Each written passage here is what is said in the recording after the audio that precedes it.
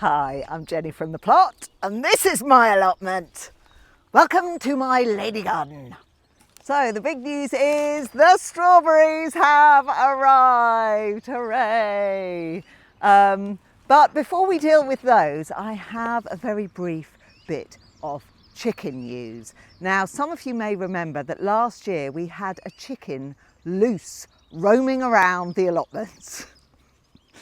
And he was caught and captured and rehomed by Eric the chicken wrangler, who has an allotment up the top of the hill.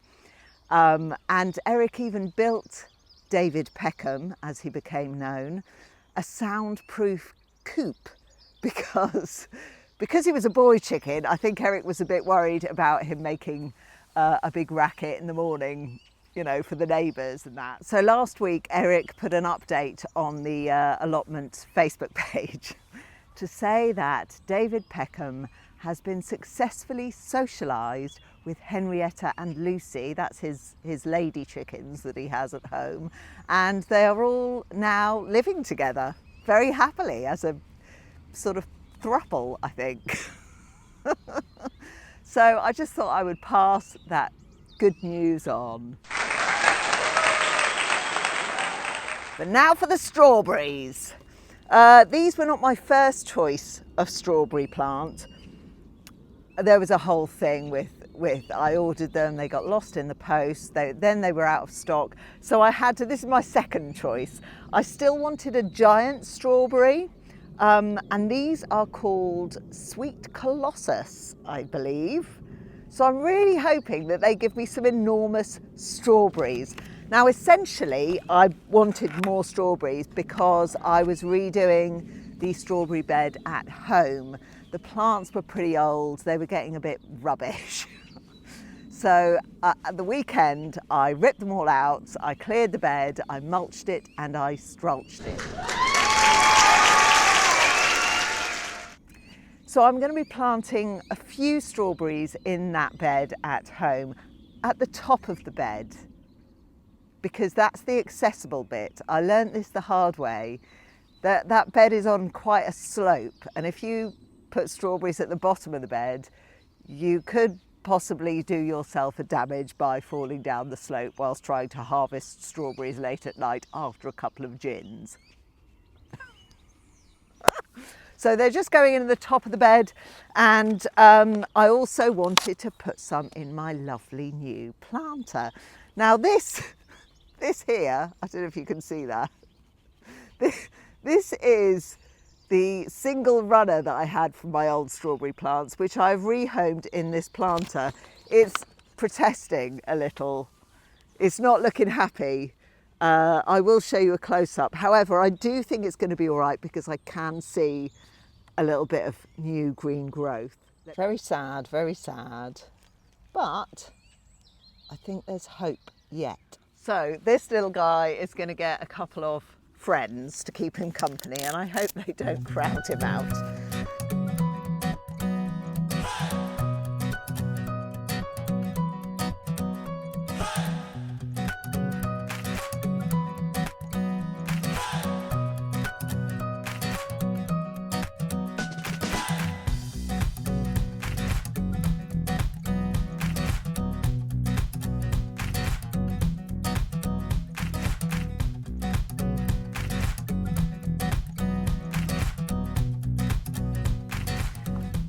Say the compost does feel a bit dry. I think that's always the danger with planters and pots, is that they just dry out quicker than beds. So I think what I need to do is straulch it.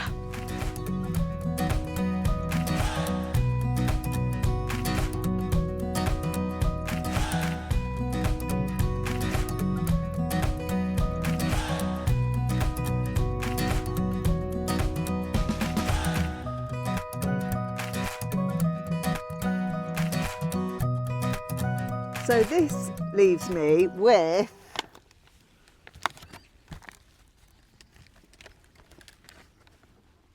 4 more plug plants. So I thought what I could do is put them in these hanging pots. Now I had these hanging on the balustrade outside my flat last year with herbs and salad leaves and all sorts in it, and they just looked so lovely. So I thought maybe, as I've got 4 plug plants left, maybe I'll stick a strawberry in each and we'll see how they do in pots. Again, they do dry out quicker, so I will have to stulch them and keep on top of the watering, but I think they'll look really lovely.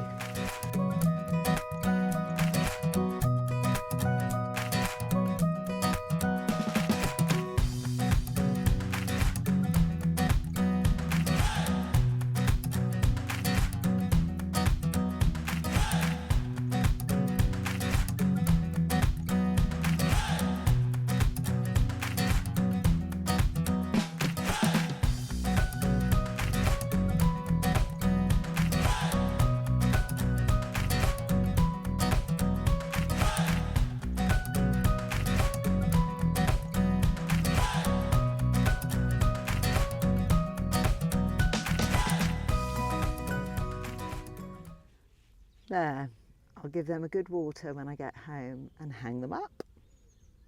Chuffed with those. Just while we're in the greenhouse. Fee, fi, fo, fum. It's just getting bigger and bigger. He's still the biggest one. He's still got his wonky leaf. I'm wondering whether I should plant him out at some point soon. We'll see. Maybe I'll send a few of the other giant onions into the onion bed as sort of canaries down the mine shaft to test the waters, you know, before I risk fee fi fo fum getting damaged.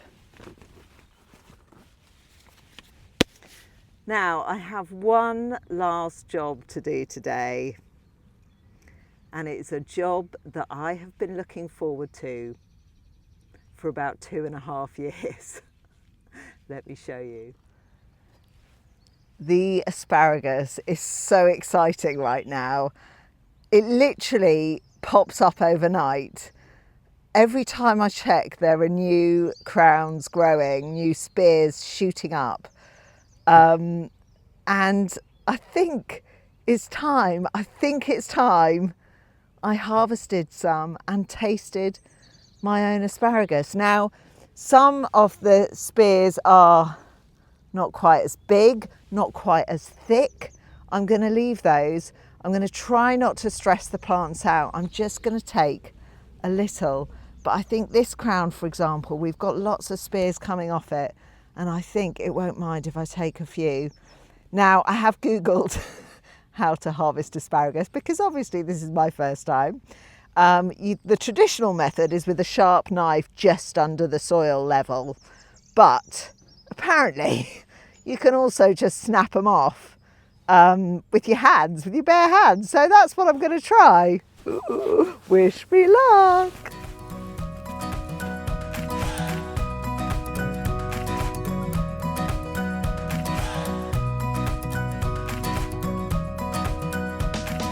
These ones are super fat, so I'm going to leave them, and next time I'm going to bring a knife and try the traditional method with these ones because I think it might be better. I think they're going to be a little bit more tricky to snap.